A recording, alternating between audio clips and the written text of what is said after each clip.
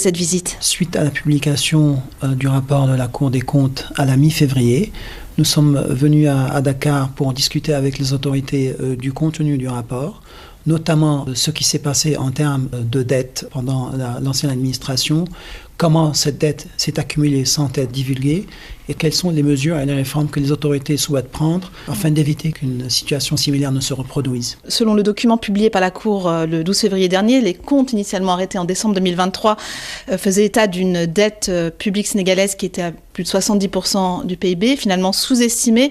En êtes-vous arrivé à la même conclusion que les autorités actuelles, à savoir que l'administration précédente a délibérément menti aux partenaires financiers du pays au sujet de l'état économique du pays? Comme le rapport de la Cour des comptes le dit très clairement, il y a eu une décision qui était très consciente de sous-estimer ce stock de la dette pendant les années précédentes. Donc on est d'accord avec la conclusion du rapport de la Cour des comptes. Donc on peut parler de mensonge?